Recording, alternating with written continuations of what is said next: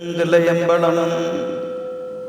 தென்னாடுடைய சிவனே போற்றி, எந்நாட்டவர்க்கும் இறைவா போற்றி. ஏகம்பத்துரையந்தாய் போற்றி, பாகம் பெண் உருவானாய் போற்றி.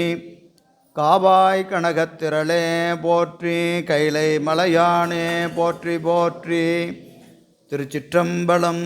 தில்லையம்பலம். புளியர்கோன் வெப்பொழித்த புகழியர்கோன் கடல் போற்றி, ஆலிமிசை கல்மிதப்பில் அணைந்த பிரான் அடி போற்றி. வாளி திருநாவடூர் வன்தொண்டர் பதம் போற்றி, ஊழிமலி திருவாத ஊரர் திருத்தாள் போற்றி. சைவத்தின் மேல் சமயம் வேறு இல்லை, அதில் சார் சிவமாம் தெய்வத்தின் மேல் தெய்வம் இல்லெனும். நான்மறை செம்பொருள் வாய்மை வைத்த சிதிரு தேவாரமும் திருவாசகமும் உய்வைத்தரச் செய்த நால்வர் பொற்றாள் எம் உயிர் துணையே. தில்லை வாழந்தனரே முதலாக சீர்படைத்த தொல்லையதாம் திருத்தொண்ட தொகையடியார் பதம் போற்றி. ஒல்லையவர் புராண கதை உலகறிய விரித்துரைத்த செல்வமளி குன்றத்தூர் சேக்கிழாரடி போற்றி. ஈராண்டில் சிவஞானம் பெற்று எந்தமை கண்டார் இணைத்தாள் போற்றி. நாராண்ட பல்லடியார்க்கு அருள் புரிந்த அருள் நந்தி நற்றாள் போற்றி. நீராண்ட களந்தை நகர் மறைஞான சம்பந்தர் நிழல்தாள் போற்றி. சீராண்ட தில்லை நகர் உமாபதியா செம்பதுமத்திருத்தாள் போற்றி போற்றி. திருச்சிற்றம்பலம். தில்லையம்பலம். திருநாவுக்கரசு வளரு திருத்தொண்டின் நெறிவாழ வருஞானத்தவ முனிவர் வாகீசர் வாய்மைதிகள் பெருநாமச்சீர் பரவலுருகின்றேன் பேருலகில். ஒரு நாவுக்கு உரை செய்ய ஒண்ணாமை உணராதேன். திருச்சிற்றம்பலம். தில்லையம்பலம்.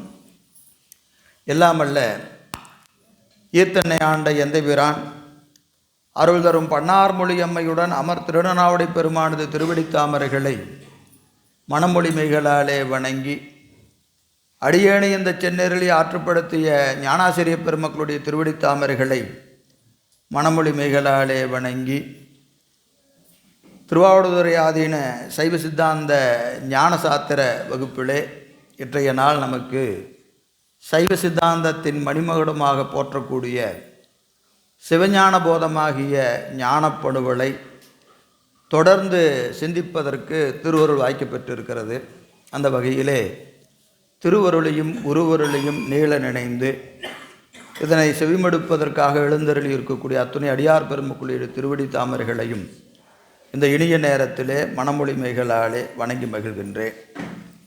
நாம் இன்றைய நாளிலே இந்த சிவஞான போதத்தை சிந்திப்பதற்கு முன்பாக எம்பிரான் மெய்கண்ட தேவநாயனாரை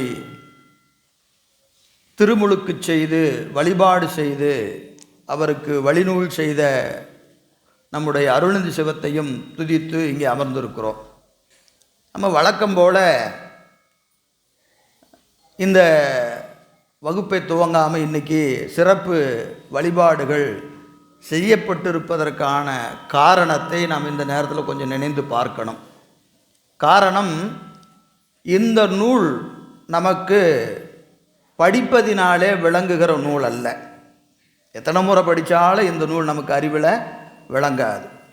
வழிபாட்டின் மூலமாக அன்றி இந்த நூல் நமக்கு விளங்காது. அப்போ இந்த நூலை நம்ம அறிவில் பெருமான் விளக்க வேண்டும் என்று சொன்னால் நூல் செய்த குருநாதரை வணங்கி நூலை படிக்கணும். அப்படி படித்தால்தான் இந்த நூல் நமக்கு, எல்லா நூலும் அப்படித்தான், ஆனாலும் கூட இந்த நூலுக்கு மிகச்சிறந்த ஒரு சிறப்பு குருமுகத்தால் விளங்குதல் என்று பெயர். எனவே இன்று நாம் துவங்குகிற இந்த நூல் எனக்கு எப்பவும் போல கொஞ்சம் காலச்சூழல் காரணமாக இந்த நூலை நம்ம இதுவரைக்கும் முற்று பெறவில்லை. ஒன்று முன்னாடி பார்த்தோம்னா பின்னாடி விடுற மாதிரி இருக்குது, பின்னாடி பார்த்தா முன்னாடி விடுற மாதிரி இருக்குது. காரணம், இது கடலினுடைய பரப்பு போன்ற ஆழமான அகலமான செய்திகளை தன்னகத்தை கொண்டிருக்கிற மிகச்சிறந்த நூல். இன்றைக்கி தத்துவ ஞானத்தில் உலகத்திலேயே சிறந்த தத்துவ ஞானம் என்று சொன்னால் அது இந்தியா தான். இந்தியாவில் பல தத்துவ ஞானங்கள் இருக்கிறது. அவற்றில் ஆகச்சிறந்த தத்துவ ஞான நூல் இந்த சிவஞான போதம். எனவே இதை நம்ம சிந்திப்பதற்கே முன்னை பல பிறப்புகளிலே தவம் செய்திருக்க வேண்டும். ஆக இந்த நூலை இன்று தொடங்கி நமக்கு திருவருள் எவ்வளவு வாய்த்திருக்கிறதோ அந்த வகையிலே இதை சிந்திப்போம் என்று சொல்லி, பொதுவாக நமக்கு இந்த நூலை மிக விரிந்த அளவில் மாதவ சிவஞான முனிவர் பேருரை செய்திருக்கிறார். அவர் போல் இந்த நூலுக்கு உரை செய்தவர்கள் வேறு யாரும் இல்லை.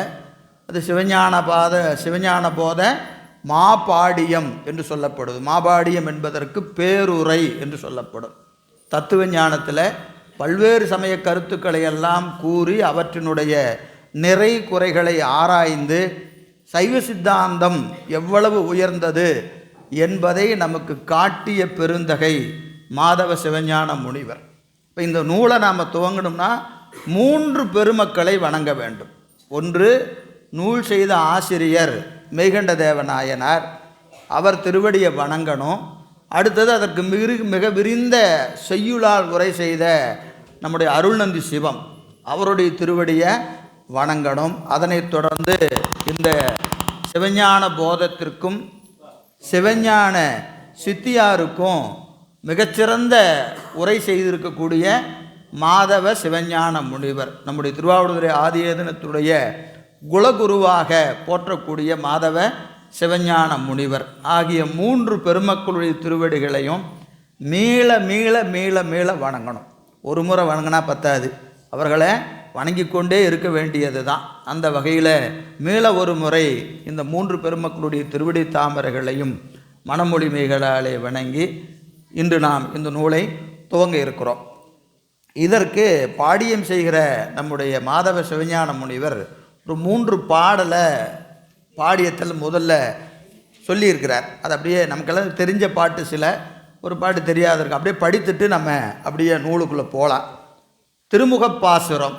வாழ்க அந்தணர் வானவரானினும் வீழ்க தன்புணல் வேந்தனும் ஓங்குக, ஆழ்க தீயதெல்லாம் அரண்நாமமே சூழ்க, இவ்வையகம் துயர் தீர்கவே. திருவாசகம், சிவபுராணம்.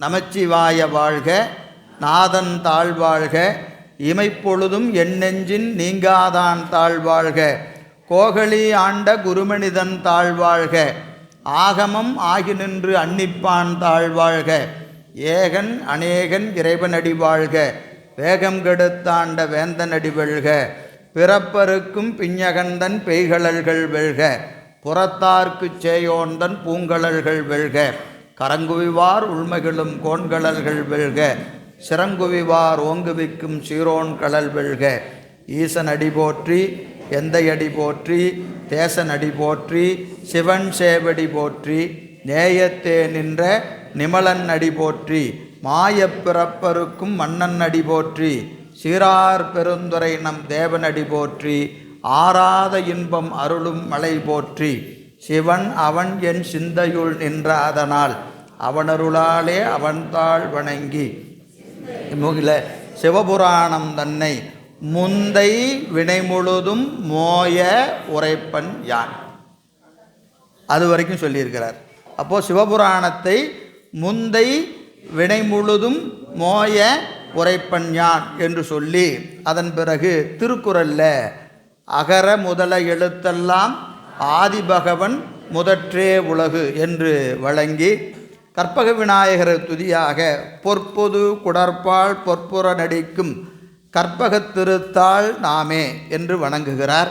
குருமரபு கைலாய பரம்பரையில் சிவஞான போதநெறி காட்டும் வெண்ணை பயில்வாய்மை மெய்கண்டான் சந்ததிக்கோர் மெய்ஞான பானுவாகி, குயிலாரும் பொழில் திரு ஆவடுதுறைவாள் குரு நமச்சிவாய தேவன், சைலாதி மரபுடையோன் திருமரபு நீடூடி தலைக்கமாதோ என்று சொல்லி இந்த உரையை துவங்குகிறார் மாதவ சிவஞான முனிவர். அப்போது அந்த உரை எழுதுவதற்கு முன்பாக வழிபாட்டை செய்கிறார் மாதவ சிவஞான முனிவர். அப்போ யாரெல்லாம் வணங்கணும் என்பதை நமக்கு ஒரு நூல் படிக்கிற போது அதை எப்படி படிக்கணும் என்பதை என்ன செய்கிறாருங்க பாடியத்தில் உரையில் செய்து காட்டுகிறார். விநாயகப் பெருமானை வணங்கி, திருவள்ளுவரை வணங்கி, உருமரபு வணங்கி, இறைவனை வணங்கி என்று வாழ்த்துக்களை முதலிலே வைத்து இந்த நூலை துவங்குகிறார். நமக்கெல்லாம் தெரியும், உங்களுக்கு எல்லாத்தையும் நூல் இருக்கும் என்று கருதுகிறேன். சிறப்பு பாயிரம். இந்த நூலில் முதல்ல என்ன இருக்குதுங்க?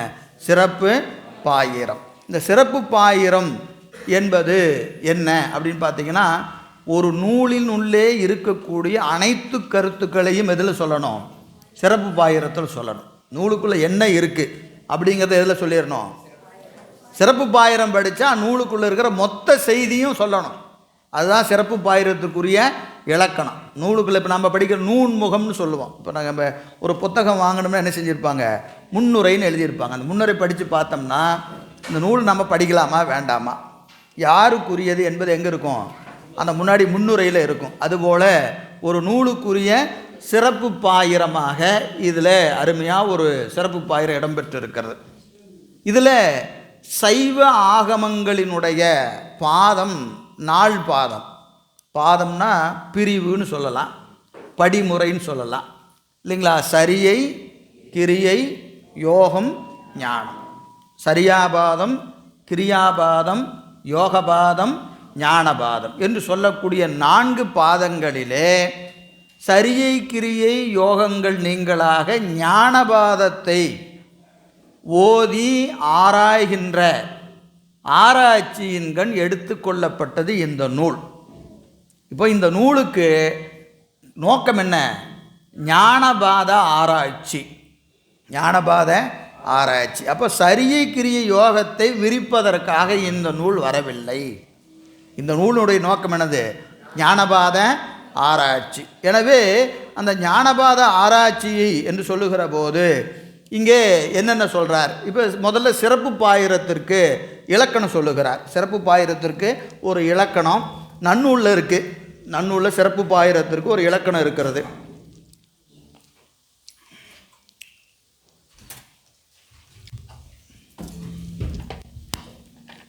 சிறப்பு பாயிரம்னா என்னென்ன இருக்கணும் அப்படின்னா, முதல்ல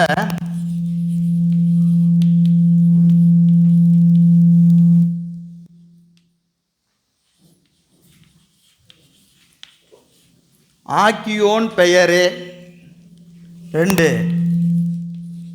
வழியே,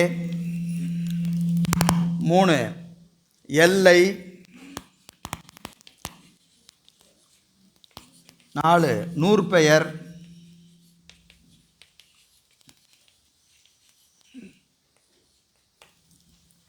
5 யாப்பே,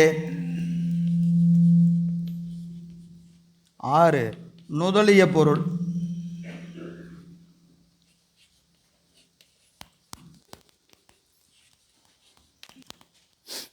7 கேட்போர்,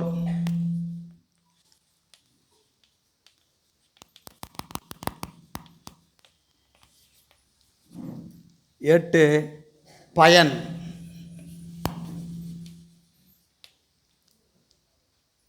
ஒரு சிறப்பு பாயிரத்தில் 8 செய்தி இடம்பெற வேண்டும். ஆக என்பொருள் வாய்க்க காட்டல் பாயிரத்து இயல்பே அப்படின்னு ஒரு இலக்கண நூல் சொல்லுது. எது? நன்னூல் என்று சொல்லக்கூடிய இலக்கண நூல் பாயிரத்து இலக்கணம் சொல்லுகிறது. ஆக்கியோன் பெயரே, வழியே, எல்லை, நூற்பெயர், யாப்பே, நுதலிய பொருளே, கேட்போர், பயன். முதல்ல இந்த நூலை செய்தவர் யாருன்னு சொல்லணும். எதில்?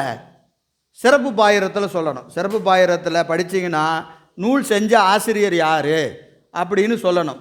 அப்புறம் வழி, இந்த நூலினுடைய வழி சொல்லணும். இது முதல் நூலா வழி நூலா என்று நூல் வந்த மரபு சொல்லணும்.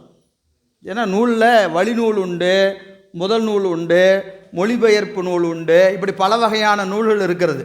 அப்போ இந்த நூலினுடைய வழி சொல்லணும், இதனுடைய வழி சொல்லணும். அப்புறம் எல்லை, இது நூல் வழங்குகிற எல்லை, நிலப்பரப்பு. நம்ம தமிழ் பழைய நூல்களெல்லாம் எடுத்தீங்கன்னா எது?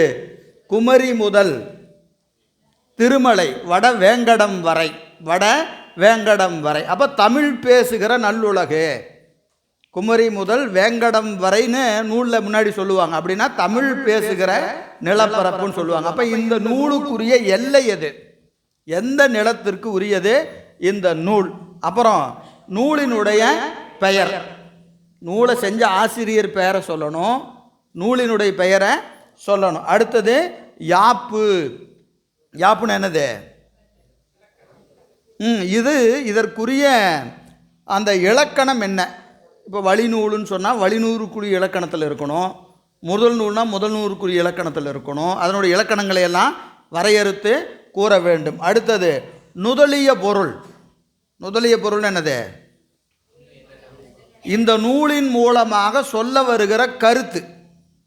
இந்த நூல் என்ன சொல்ல வருகிறங்கிற கருத்தை எதில் சொல்லணும்? நுதலிய பொருளில் சொல்லணும். அப்போ நூலினுடைய செய்தியை முழுக்க எதில் சொல்லிடணும்? சிறப்பு பாயிரத்தை படித்தா நூலுக்குள்ளே என்ன இருக்குது, கண்டென்ட்னு ஆங்கிலத்தில் சொல்கிறோம் இல்லையா, நூலுக்குள்ளே இருக்கிற செய்தி அதை எதில் சொல்லிடணும்?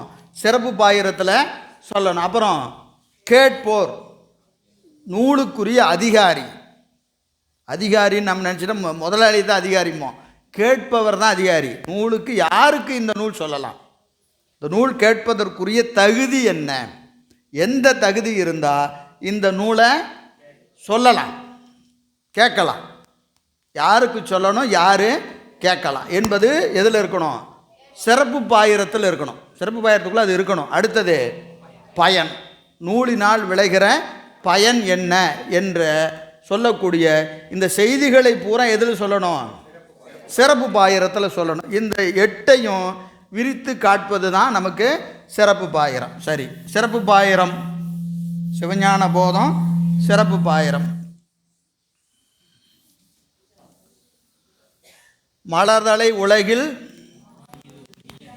மலர்தலை உலகில் மாயிருள் துமிய, மலர்தலை உலகில் மாயிருள் துமிய பலர்புகழ் ஞாயிறு படரின் அல்லதை காண்டல் செல்லா கண்போல் ஈண்டிய பெரும்பெயர் கடவுளில் கண்டு கண்ணுருள் தீர்ந்து அருந்துயர் குரம்பையில் ஆன்மா நாடி மயர்வர நந்திமுனிகணத்து அளித்த உயர் சிவஞான போதம் உரைத்தோன் பெண்ணை புனர்சூழ் வெண்ணெய் சுவேதனன் பொய்கண்டகன்ற மெய்கண்ட தேவன் பவநனி வன்பகை கடந்த தவறடி புனைந்த தலைமையோனே. இது சிறப்பு பாயிரம். சரிங்களா? மலர்தலை உலகில் மாயிருள் துமிய பலர்புகழ், ஒரு தடவைக்கு 2 தடவை சொல்லணும். இதெல்லாம் காரணம் என்னது? மனப்பாடம் ஆகணும். சொல்லும்போதே மனப்பாடம் ஆயிரணும். சரிங்களா? சொல்லும்போதே மனப்பாடம் ஆயிரணும். ஏன்னா வீட்டுக்கு போய் நம்ம படிக்க மாட்டோம். வகுப்புலையாவது ஒரு தடவைக்கு 2 தடவை படித்தோம். எல்லாத்துலேயும் புத்தகம் இருக்கா? சிவஞான போதம் புத்தகம் எல்லாத்துட்டையும் இருக்கா? புத்தகம் கண்டிப்பாக வேணும். புத்தகம் இல்லாமல் இது ஒன்றும் பிரயோஜனம் இல்லை. சரிங்களா? கண்டிப்பாக என்ன இருக்கணும்? புத்தகம் கையில் இருக்கணும். மலர்தலை உலகில் மாயிருள் துமிய பலர்புகழ் ஞாயிறு படரின் அல்லதை காண்டல் செல்லா கண்போல். நான் எதுக்கு சொல்கிறேன்னா, முதல்ல அதை எங்கே நிறுத்தி எப்படி படிக்கணும் ரொம்ப முக்கியம். இன்னிலேருந்து நீங்கள் வச்சுக்கிட்டிங்கன்னா சிவஞான போதம் முடிகிற வரைக்கும் நீங்கள் ரொம்ப முக்கியமாக கவனிக்க வேண்டியது என்னது? எப்படி படிக்கணும். நீங்கள் முதல்ல இந்த சூத்திரத்தை எப்படி படிக்கணும்னு தெரிஞ்சுக்கிட்டிங்கனாவே நம்ம வகுப்புக்கு வந்த பயன். உரை தெரியறது, பொருள் புரியறதெல்லாம் ரெண்டாவது. முதல்ல அந்த பாட்டை எப்படி படிக்கணும். ஏன்னா அங்கங்கே நிறுத்திங்கன்னா பொருள் தானாக வந்துடும். நிறுத்துகிற இடத்துல நிறுத்தினா பொருள் தானாக விளங்கிடும். நிறுத்தாமல் என்ன ஆகுது? நம்ம கவர்மெண்ட் பஸ் மாதிரி ஸ்டாப்பில் நிற்காது, 100 அடி தள்ளி தான் போய் நிற்கும். அது மாதிரி பாட்டில் நாம் என்ன செய்கிறோம்? நிறுத்த வேண்டிய இடத்துல நிறுத்தாமல் தள்ளி போய் நிறுத்தணும்னா பொருள் புரியாது. புரியுதுங்களா? அதனால் முதல்ல நான் திரும்ப திரும்ப சொல்கிறது காரணம், அதை எப்படி படிக்கணும், பாடத்தை எப்படி படிக்கணுங்கிறது ரொம்ப ரொம்ப முக்கியமான செய்தி. அதுக்காக தான் திரும்ப திரும்ப சொல்கிறது. மலர்தலை உலகில் மாயிருள் துமிய பலர்புகழ் ஞாயிறு படரின் அல்லதை. அங்கங்கே ஒரு கமா போடுங்க, இல்லைன்னா ஒரு கோட்டை போடுங்க. நான் நிறுத்துகிற இடத்துல என்ன செய்யணும்? ஒரு புத்தகத்தில் ஒரு கமா போடுங்க, இல்லைன்னா என்ன செய்யுங்க? ஒரு கோடை போடுங்க. பலர்புகழ் ஞாயிறு படரின் அல்லதை காண்டல் செல்லா கண்போல் ஈண்டிய பெரும்பெயர் கடவுளில் கண்டு கண்ணுருள் தீர்ந்து அருந்துயர் குரம்பையில் ஆன்மா நாடி மயர்வர நந்திமுனிகணத்தளித்த உயர் சிவஞான போதம் உரைத்தோன் பெண்ணை புனல்சூழ் வெண்ணை சுவேதனன் பொய்கண்டகன்ற மெய்கண்ட தேவன் பவ நனி வன்பகை கடந்த தவறடி புனைந்த தலைமையோனே என வரும் அப்படின்னு எழுதியிருப்பார். என வரும். சரி, இப்போ இதற்கு உரைன்னு சொன்னீங்கன்னா ஒரு நூலுக்கு உரை வகை பொதுவாக ஒரு நூலுக்கு உரை எப்படி எழுதலாம் அப்படின்னு கேட்டிங்கன்னா இதற்கு பிண்ட பொழிப்புரைன்னு ஒன்று இருக்கு.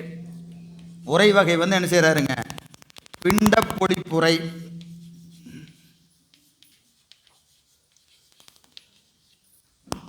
ரெண்டாவது கண்ணளித்துறை.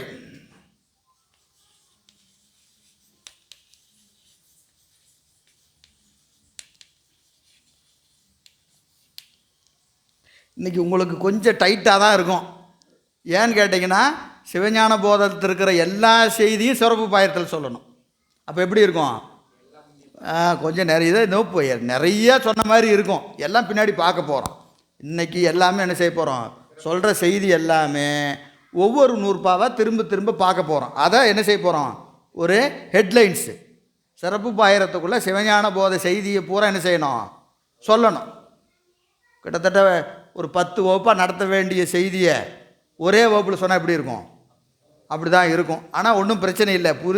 திருப்பி இதை பூரா இன்றைக்கி சொல்கிற எல்லா செய்தியும் என்ன செய்ய போகிறோம், ஒவ்வொரு வகுப்பாக விரிச்சுக்கிட்டு தான் போக போகிறோம். அதனால் எங்கடா வகுப்பே இப்படி இருக்குதே அப்படின்னு நினைக்க வேண்டாம். சரியா?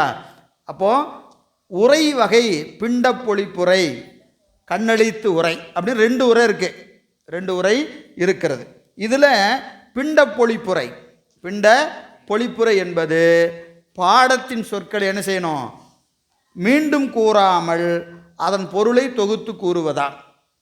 அதாவது இந்த பிண்ட பொழிப்புரையில் என்ன செய்யணும், இப்போ நீங்கள் சில புத்தகங்கள்லாம் பார்த்துருப்பீங்க. இப்போ கிட்டத்தட்ட உங்கள் கையில் இருக்கிற உரை அப்படி தான் இருக்கும்.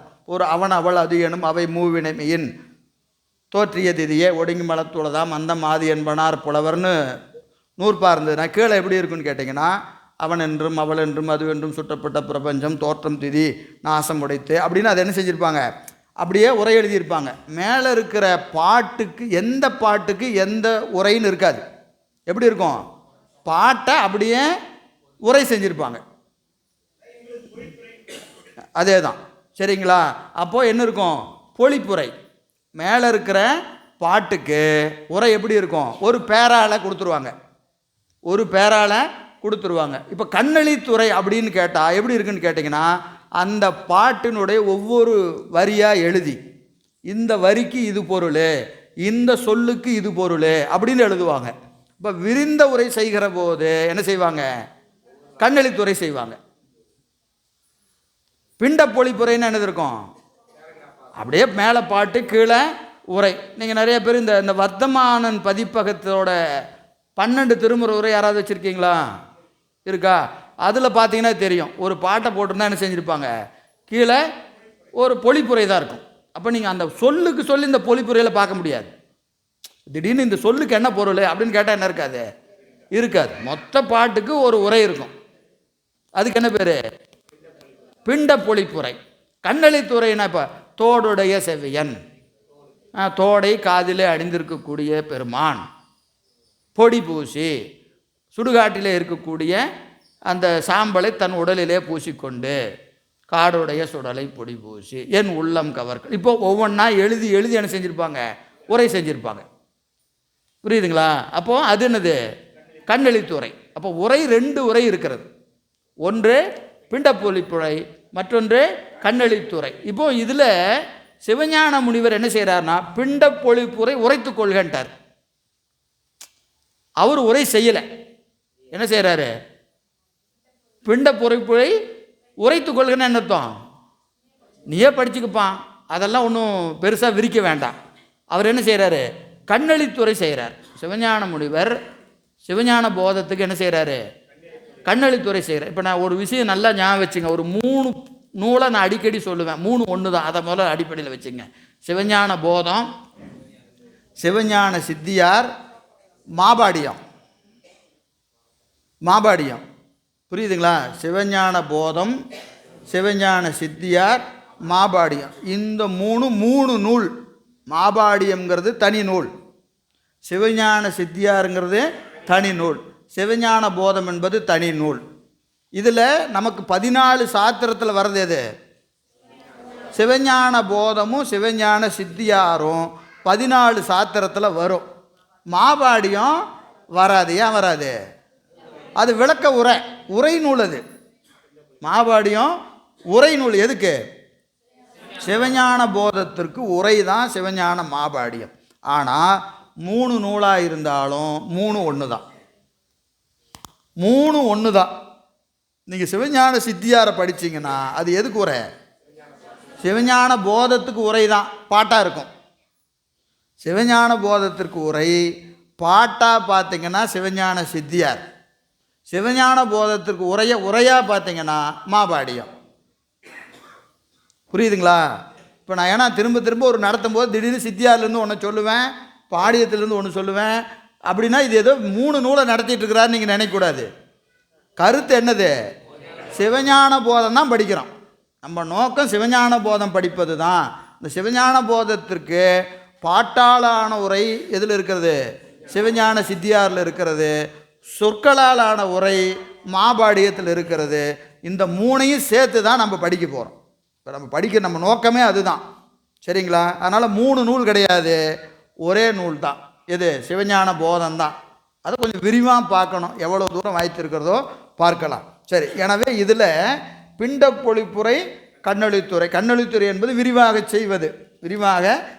அப்புறம் இதில் இன்னொன்று என்ன செய்வாங்க அப்படின்னு கேட்டிங்கன்னா, கொண்டு கூட்டு என்று ஒரு முறை இருக்கிறது. கொண்டு கூட்டு. கொண்டு கூட்டுன்னா என்னது? முன்னாடி இருக்கிற சொல்ல கொண்டு வந்து பின்னாடி வைக்கிறது, பின்னாடி இருக்கிற சொல்ல கொண்டு வந்து முன்னாடி வைக்கிறது. எதற்காக? பொருள் நோக்கி கொண்டு கூட்டு உரை செய்தல் எதில் இருக்கும்? கண்ணொளித்துறையில் அது ஒரு முறை. கண்ணொளித்துறை செய்கிற போது சொற்களை என்ன செய்வாங்க? கொண்டு கூட்டி பொருள் செய்வாங்க.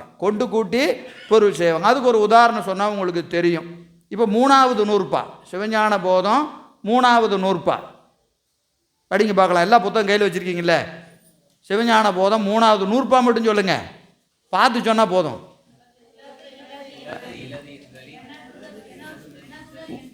உளது இளது என்றலின், எனதுடல் என்றலின்,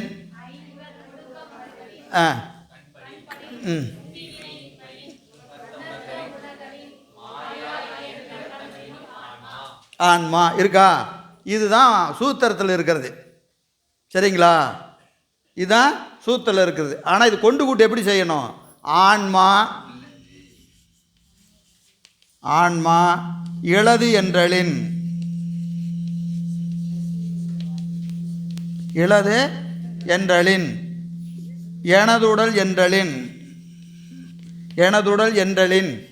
ஐம்புலன் அறிதலின், ஒடுக்கம் அறிதலின், கண்படின், உண்டிவினை இன்மையின், உணர்த்த உணர்தலின், மாயா எந்திர தனுவுனுள் ஆன்மா உளது. இதுதான் பொருள் செய்யணும். பொருள் இப்படி தான் செஞ்சிருப்பார். ஆனால் பாட்டில் அப்படி இருக்காது. என்ன செய்யணும்?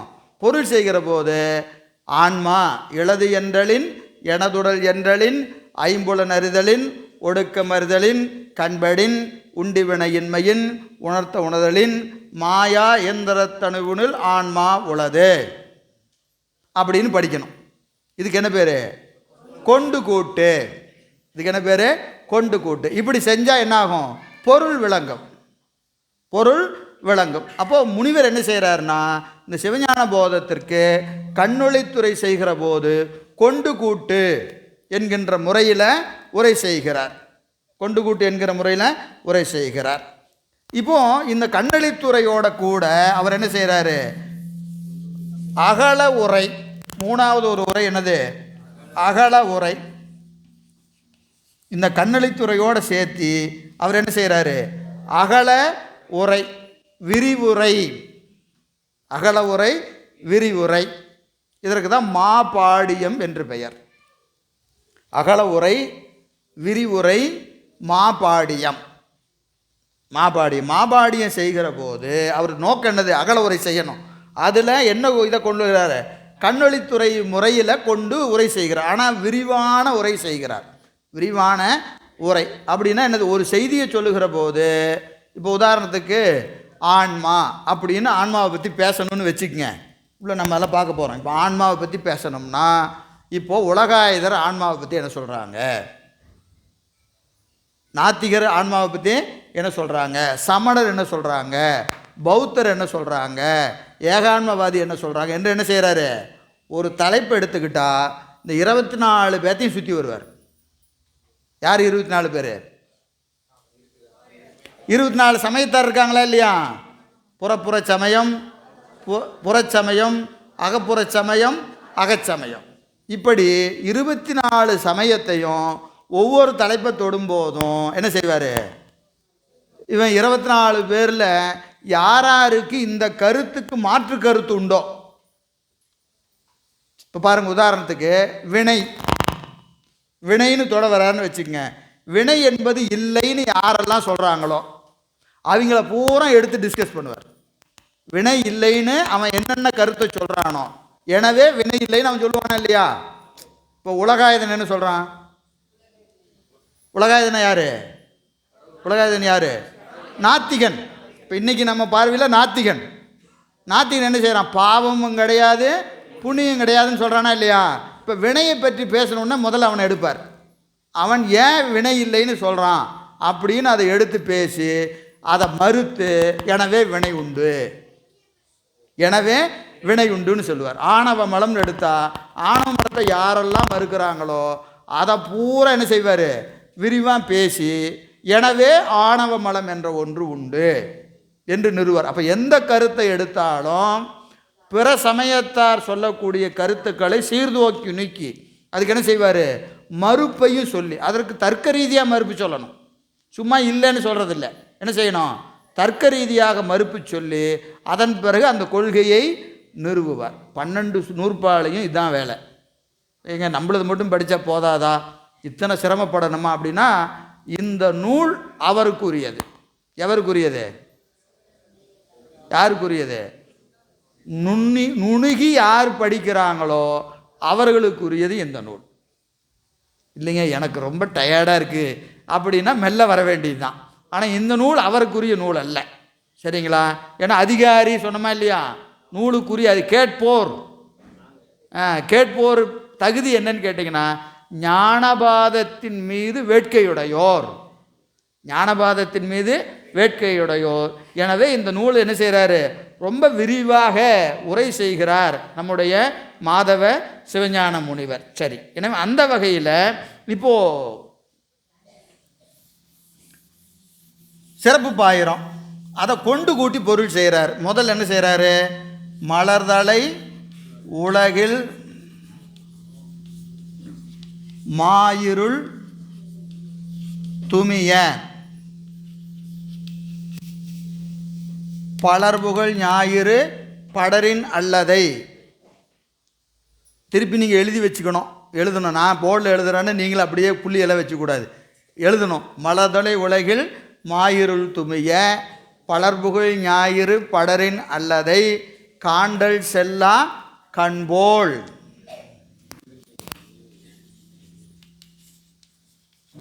இதுவரைக்கும் என்ன செய்யலை? அப்படியே எடுத்துக்கிட்டார். கொண்டு கூட்டு எதுவும் இல்லை. காண்டல் செல்லா கண்போல். அடுத்தது என்ன இருக்கு? ஈண்டிய பெரும்பெயர் கடவுளில் கண்டுன்னு இருக்கா இல்லையா, அதை பின்னாடி தள்ளிட்டார்.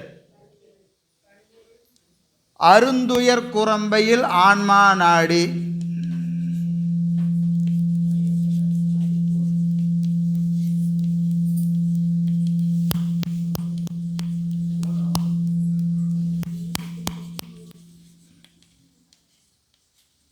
அருந்துயர் குரமையில் ஆன்மா நாடி கண்ணிருள் தீர்ந்து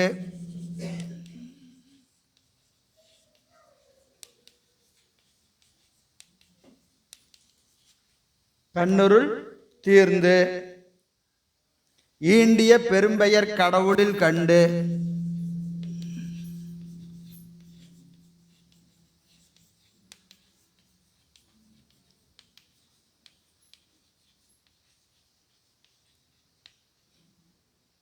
கண்டு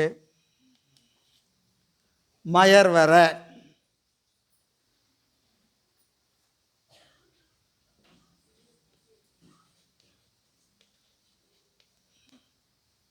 மயர்வர மயர்வு அற நந்தி முனிகணத்து உயர் நந்தி முனிகணத்து அது அப்படியே போகுது. இப்போ கொண்டு கூட்டு எங்கே வருது பாருங்க. முதல்ல மலதடி உலகில் மாயிருள் துமிய பலர்புகழ் ஞாயிறு படரின் அல்லதை காண்டல் செல்லா கண்போல், அது வரைக்கும் எந்த மாற்றம் இல்லை. காண்டல் செல்லா கண்போல். அடுத்தது அருந்துயர் குரம்பையில் ஆன்மா நாடி, கீழே இருந்து மேலே வருது. அந்த அந்த செய்யுள் கீழே இருந்து மேலே வருது. அருந்துயர் குரம்பையில் ஆன்மா நாடி கண்ணுருள் தீர்ந்து ஈண்டிய பெரும்பெயர் கடவுளில் கண்டு மயர்வர மயர்வர நந்திமுனி கணத்தை உரைத்த சிவஞான போதம் உரைத்தோன் பெண்ணை புனசூல் வெண்ணை சுவேதனன் பொய்கண்ட கன்ற மெய்கண்ட தேவன் பவனனி வன்பகை கடந்த தவறடி புனைந்தோர் தலைமையோரே அப்படின்னு முடிக்கிறார். அப்போ இடையில் இருக்கிற செய்தி மட்டும் என்ன செய்கிறாரு, கொஞ்சம் கீழே இருக்கிறத மேலே கொண்டு வர்றார், மேலே இருக்கிறத கீழே கொண்டு போகிறார். ஏன் இப்படி கொண்டு போகிறார்னா, நமக்கு அறிவு இப்படி தான் நிகழும். இதுதான் அறிவு விளங்குகிற முறைமை. புரியுதுங்களா? பாட்டில் செய்யுள் நோக்கி முன்ன பின்ன இருக்கும். இது படிமுறையில் எப்படி நிலங்கும்னா இப்படி தான் நிகழும், இப்படி தான் நிகழும். அதனால் என்ன செய்கிறாருங்க, அருந்துயர் குரம்பையில் ஆன்மா நாடி கண்ணுருள் தீர்ந்து பெரும்பெயர் கடவுளில் கண்டு மயர்வர மயர்வர. சரிங்களா? இது ஏன் இப்படி வருதுன்னா, இது விரிவு பார்க்குற போது உங்களுக்கு புரியும். சரியா? எனவே இங்கே இப்படி கொண்டு கூட்டு பொருள் செய்கிறார் யார்? முனிவர். கொண்டு கூட்டு இறைதான்.